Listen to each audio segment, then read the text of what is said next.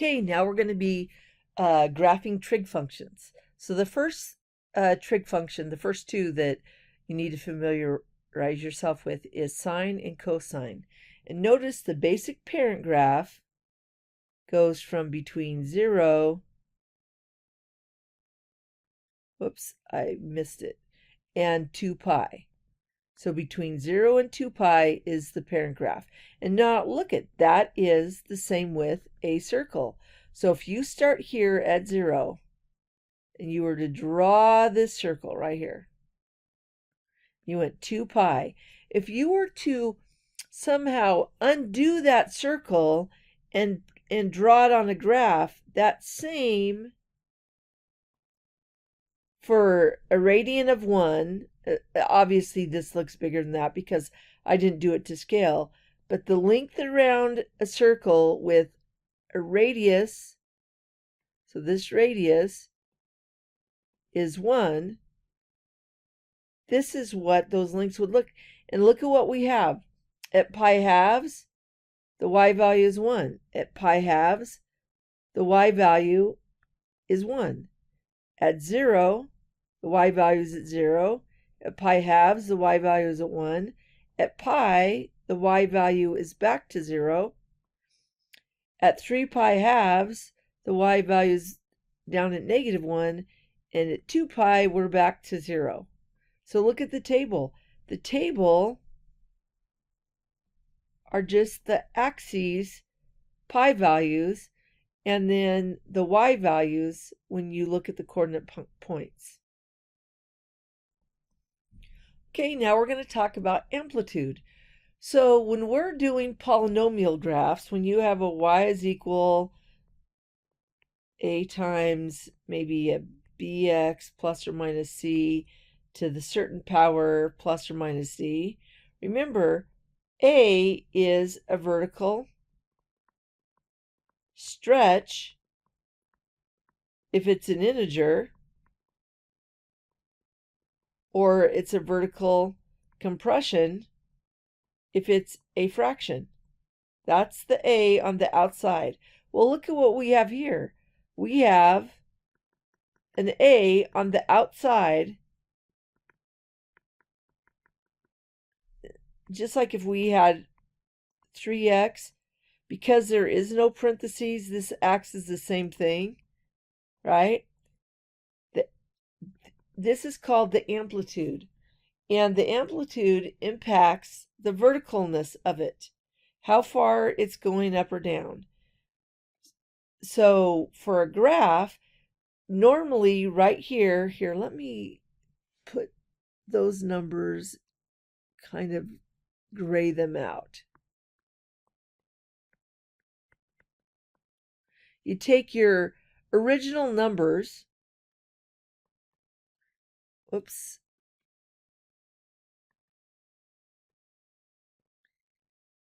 and the amplitude, look it, is multiplying. So you take your y values and you multiply each of those y values by 2. Well, 0 times 2 is 2. 1 times 2, oops, oh, I'm a goofball. 0 times 2 is 0. I do know that. Oh, look it, and there we have it, 0, 0. 1 times 2 is 2. So at pi halves, we're now at a height of 2. 0 times 2, we're back to 0. I won't make that mistake again. At pi, we're at 0. Negative 1 times 2, we're at negative 2. So at 3 pi halves, we're down to negative 2.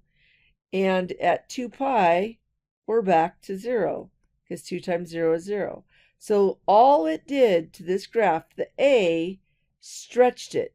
It was a vertical stretch because 2 is an integer.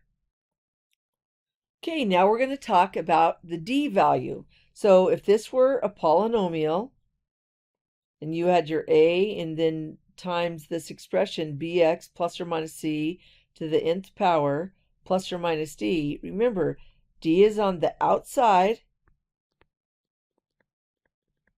of the parentheses and it's a vertical shift. It tells you the number that's being added or subtracted. By the way, they try to fool you sometimes, and sometimes put the d to the left of a, but it means the same thing as this. Anytime you're adding or subtracting a number from the function on the outside of the parentheses, that is a vertical shift. So notice this says sine theta plus 2. That means each of these y values we're going to add 2.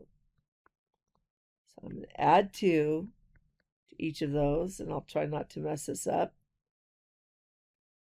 0 plus 2 is 2, 1 plus 2 is 3, 0 plus 2 is 2, negative 1 plus 2 is 1, and 0 plus 2 is 2. So let's look at 0. Yep, we're at a height of 2. At pi halves, we're up there at a height of 3. At 2, we're back to a height of 0. At 3 pi halves, we're at a height of 1. And at 2 pi, we're back to a height of 2.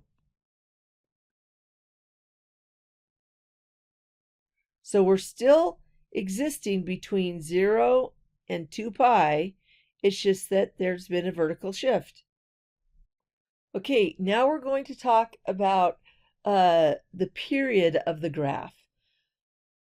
So, and remember, thetas are normally inside parentheses. All right, so if you have your y is equal, if we're going to compare this to a polynomial, bx plus or minus c to the nth power plus or minus d. Well, for a trig function, this number that's attached to theta impacts the shortness or the length of the cycle, or a good way of saying it is the waviness, right? So to think about it this way, the trig function will now be twice as wavy between 0 and 2 pi, because that's the normal length of the period, right, between 0 and 2 pi. But look at what we have here. We have twice the number of waves. Well, the period itself means one complete cycle right here. How you find the period is you take 2 pi, the normal length, and you divide it by the absolute value of b. So in this case, the absolute value of 2 is 2. 2 divided 2 is pi. So it's only going to take between 0 and pi to have one complete cycle. And that's true. There's pi right there. Between 0 and pi. All right. So what does that do to the graph? This is how you do this. Just like on the normal polynomial function, you're going to do the same thing. But now look at, we're on the inside. So now it's the x values, or in this case, the thetas that you're doing, that you're applying operations to. The first two, the a and the d, change the y values. Now we're going to change the theta values. So you take the theta and you multiply it by the reciprocal of the b value. So in this case, 1/2. We're going to multiply each of those by 1/2. And I'm going to see if I can grayscale those. Looks like I can. There we go. And then I'll change color a little bit. All right, well, 1/2 times 0 is still 0. So there's our 0 spot. 1/2 times pi halves is pi fourths. There we go, pi fourths, we're at a height of 1. Then 1/2 times pi, we're at pi halves at the height of 0. Then 1/2 times 3 pi halves is 3 pi fourths at a height of -1. And then 1/2 times 2 pi is just pi, or at a height of 0. So this is one complete sine cycle called the period, and it exists between 0 and pi because you take 2 pi and you divide it by the absolute value of b, which gives us pi.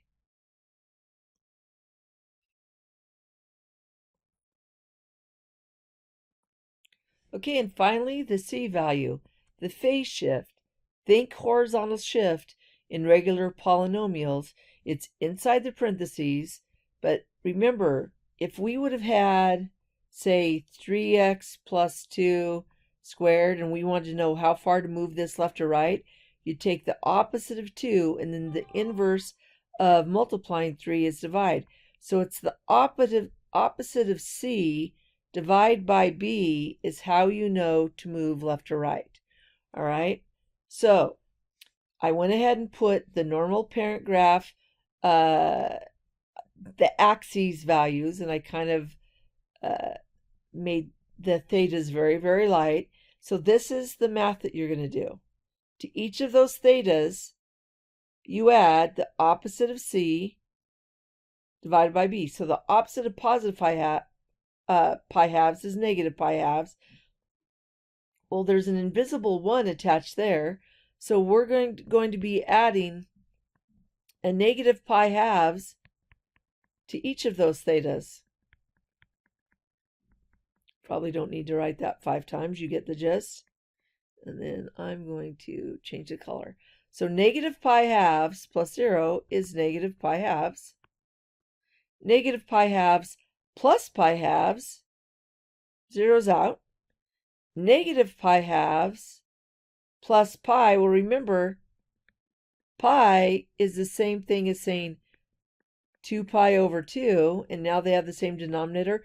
Well, negative 1 plus 2 is positive 1 pi halves, or pi halves. And then negative 1 plus 3 is 2 pi halves, which, by the way, is the same as pi. And then negative pi halves plus 2 pi, well, 2 pi is the same as 4 pi halves, so negative 1 plus 4 is 3. And normally we end up at 2 pi, but we're backwards half a pi, right? Normally we go from here all the way to here, so from 0 to 2 pi, but we start down here at negative pi halves. And so when we go all the way around, we end up at 3 pi halves. So at negative pi halves, we're at 0. At 0, we're at a height of 1. At pi halves, we're back to 0. At pi, because 2 pi divided 2 is pi, we're down at a height of negative 1. And at 3 pi, we're back to 0. So look at, this was one complete sine cycle. It just got shifted horizontally, and that's called the phase shift. And now we're going to do one where we put all of it together, because we've done the A, B, C, and D. A and D impact the graph vertically. The B and the C impact the graph horizontally. All right, now we're going to put it together. The first thing I want you to do is look up here and look to see if there's anything being added or subtracted here, or added or subtracted here. If your brain likes it better on the right side, then go ahead and just cancel this out and move it to the right side. And then, and notice, is there a number being multiplied? Well, that's the amplitude. Is there a number attached to the theta? Well, the b value determines the period, the shortness or the length of the graph horizontally. The c value, you take the opposite of the c divided by the b value, and you get the phase shift, how far it moves left or right. And then the d tells you how far to go up or down. And these are the steps on how to graph it. You very lightly put the original graph. And then notice, for the first step, what you're going to do is you're going to multiply each of these y values by the a. So our a value is 3. 0 times 3 is 0. 1 times 3 is 3. 0 times 3 is 0. Negative 1 times 3 is negative 3. 3 times 0 is 0. That part's done. Now we have these new y values. And to the new y values, we're going to add d. In this case, we're going to add negative 1 or subtract 1. Well, 0 subtract 1 is negative 1.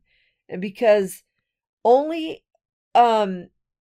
amplitude and d, a and d, impact the height, the up and down, once we add the d values, we're done with the y values. Those will be our permanent y values.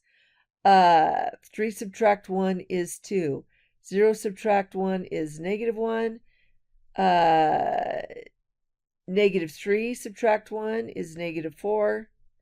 And 0 subtract 1 is negative 1. All right, we're done with the y values. Now we switch to the period and the phase shift. So notice the b determines period. Again, the shortness or the length or the waviness. Another way to describe this is waviness. All right. And so what you're going to do is you're going to take those original thetas and you're going to multiply it by the reciprocal. So the b value is 4. The reciprocal of 4 is 1/4. So we're going to multiply each of those by 1/4. 1/4 times 0 is 0. 1/4 times pi halves, 4 times 2 is 8, is pi eighths. And then 1/4 times 1, pi, is pi fourths. 1/4, let me do it up here, times 3 pi halves, well, that will be 3 pi eighths. And then 1/4 times 2 pi, well, the 2 cancels to 1 and the 4 cancels to 2, so we're at pi halves. Okay, so we've now we took care of the vertical, and now we took care of the waviness. All right, and normally, look at where we go. Normally we go from 0 to 2 pi. Well, we're at pi halves, so think about that. Normally, one complete cycle is between 0 and 2 pi. Well, now it's between 0 and pi halves. 1/4 is wavy. So when you multiply by 1 over b, so 1/4, that tells you it'll take 1/4 as much time. It'll be 4 times as wavy. It'll be wavier, but because it's so much wavier, it takes 1/4 the amount of distance to go one complete sine cycle. All right, so now we've done this. Now to this new theta, 0 pi eighths, pi fourths, 3 pi eighths, pi halves, we're going to add the opposite of c. So the opposite of pi 6 is negative pi 6, divide by b. Well, we don't want a 4 under there, so I'm going to multiply top and bottom by 1/4. So negative pi 6 times 1/4 is negative pi 24ths. That's what you're going to add to each of those. So this is where it's going to be really handy to have your calculator. Well, negative pi fourths plus 0, let me put the final one in red, is just negative pi 24ths. And then you're going to put in, I recommend putting the new thetas in, and then tacking on negative 1 fraction 24, because then you can just up arrow key and change the first thing. So this is what I'm going to type in the calculator. I'm going to type in 1 fraction 8, because remember, we're going to leave the pi as it is, subtract 1 fraction 24. So that's what I'll do now. In parentheses, 1 fraction 8, parentheses, subtract, parentheses, 1 fraction 24, parentheses, and I get 1/12. So that means 1 pi 12ths. All right. And now I'm going to do the same thing. I'm going to up arrow key. Instead of 1/8, I can put, instead of 8, I can put 4, and then I can just hit enter. So that's 5 pi 24ths. Now when I up arrow this time, notice it's going to be 3 fraction 2. So where the 1 is, I'll arrow over and I'll type a 3.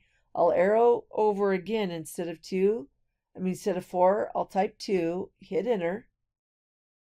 And now I'm going to have to hit second ABC because that's a mixed improper fraction. So that's 35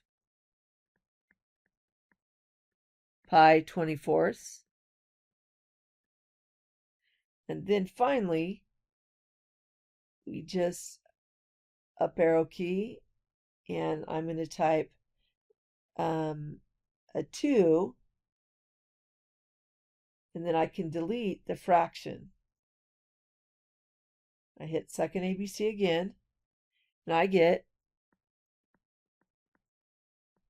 47 pi 24ths. Well, here's to give you an idea how close everything is. Think, I don't know where that is. Well, think about really close to 47 is 48 pi 24ths. So really close, not quite at 48 24ths. 48 over 24 is 2 pi. So really close, but not quite there, 2 pi. So there's pi, here's 2 pi. We're down at -1. So, oh, look at right there. Really close to 2 pi. We're down at -1. And then 35 pi 4. Well, that's really close to 36 over 24. Well, let's see.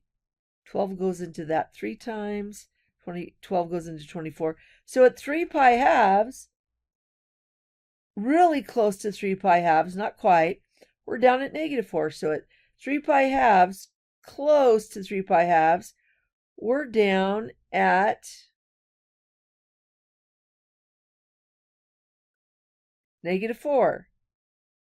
So notice the 3 pi 24ths, the 35, look at 47 is much closer to 48. So we're a little bit farther away there. And then 5 pi 24ths, well, 6 pi 24ths is pi fourths, or 4 pi 24ths is pi 6. But I'm going to stick with the pi fourths. Not quite as far. We're down at -1. So at pi fourths,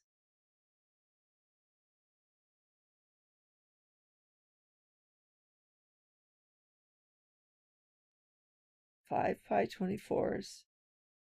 I am not liking this.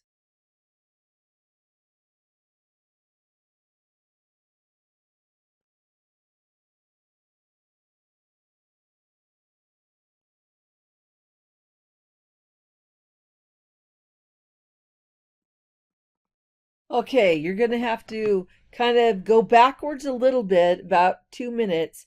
As soon as I saw this penning out, remember what I originally said, it'll only take between 0 and 2 pi to get one complete cycle. So I've green highlighted one complete cycle, and then it got shifted over -pi 24ths. So what had happened is right here, I typed something into the calculator on those two things. So I had wrong answers. So I'm going to go ahead and adjust them now. The only thing you really need to change on your paper are those two values.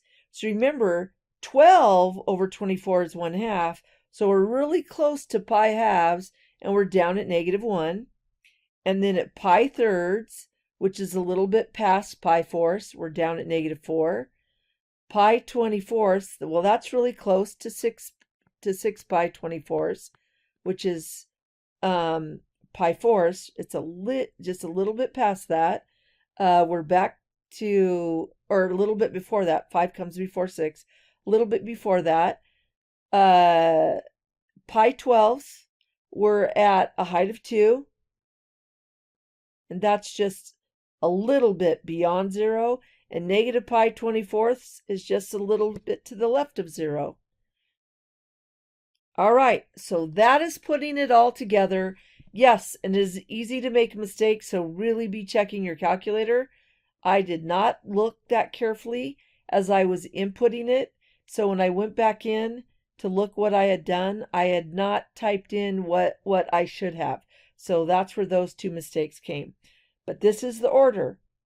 When you fill out your table, very lightly you put the original parent graphs, the ones on the axes, this point, this point, this point, this point, 0, pi halves, pi, 3 pi halves, back to 2 pi. And you do that for 4 of the trig functions: sine, cosine, cosecant, and secant. For trig and for cosecant, or for tangent, cotangent, I'll show you a different method. You'll have to use different values on the table, and that will be a different video. All right, so this is how you transform a graph with cosine. Here, I'll show you in just a sec. Okay, for cosine, you look at the axes and you still use 0, pi halves, pi, 3 pi halves, 2 pi, but notice cosine are the x values, sine were the y values. So now at 0, we're at 1. At pi halves, the cosine value is 0. At pi, the cosine value is -1. At 3 pi halves, the cosine value is 0. And at 2 pi, back to 2 pi, which is the same as 0 in location, is 1. All right? So, but the process is going to be the same. The A, B, C, D, and all that. And we're going to, I'll do that with you right now. I'm going to go ahead and make that stuff really light. Whoops. I did not mean to make the table light, but that's okay. Okay, so remember the first step is you take what we consider the y value, the height, and maybe we should call that height. We're going to take the y value and we're going to multiply it by a. So 3 times 1 is 3, 3 times 0 is 0, 3 times -1 is -3, 0, 3. Boom, that step's done. So, oops, this is the first step. This is the second step. So the second step, we're going to add, so to the new y value, y new, we're going to add the d. Well, in this case, the d is -2. So 3 subtract 2 is 1. 0 subtract 2 is -2. -3 subtract 2 is -5. And 0 subtract 2 is -2. 3 subtract 2 is 1. Okay, now we're going to move to the thetas, and I'm going to do that in blue. Notice this time the thetas aren't in radians, they're in degrees. Some of you might find it easier to work with degrees, but you're going to do the same process. So step 3 is to the thetas, we're going to multiply it by the reciprocal of b. So in this case, the reciprocal of 2 is 1/2.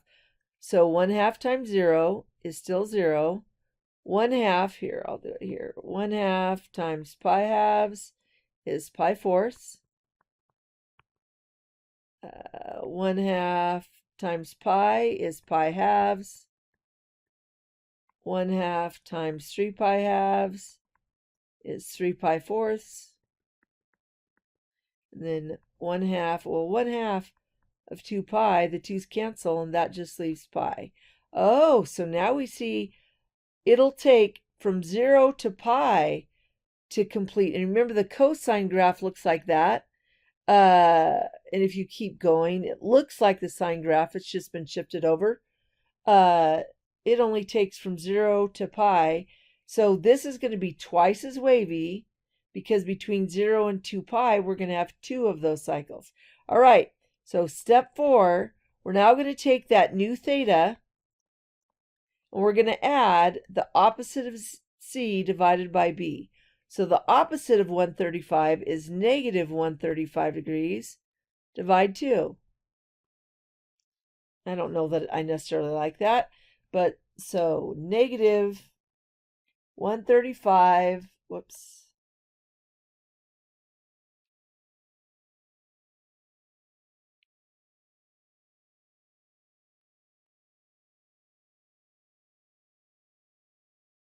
So we're going to, well, negative, I'm gonna go ahead and do it in decimals because that's going to make it easier to deal with. We're going to subtract 67.5 degrees from each of these. So pi fourths, that's 45 degrees. Pi halves, that's 90 degrees. 3 pi fourths is 135 degrees. And pi is 180 degrees. And we're going to subtract 67.5. So I would go ahead and 0 subtract 67.5 is negative 67.5 degrees. And then 45 degrees subtract 67.5 is negative 22.5 degrees. And then 90 subtract 67.5 is positive 22.5 degrees. And then 135 subtract 67.5 is 67.5 degrees. And then 180 subtract 67.5 degrees is 112.5 degrees. So now, and it's easy because I've already put the graph on here for you. But at negative 67, so if this is 60, so you can't see it, but over here someplace we're at a height of 1. And then at negative 22.5 degrees, we're down at negative 2, so right about there. And then at 22.5, we're down at negative 5, so right there. And then at 67.5 degrees, we're at a height of negative 2. And then at 112.5 degrees, we're back to a height of 1. And between that and 2 pi, remember 2 pi is here, so it has been shifted this far. Look at here, let me do this in. We completed 2 full cycles because it is twice as wavy. Okay, that is it for the sine and cosine. If you will actually pay attention and watch these, this is very much like the other transformations. All right, good luck.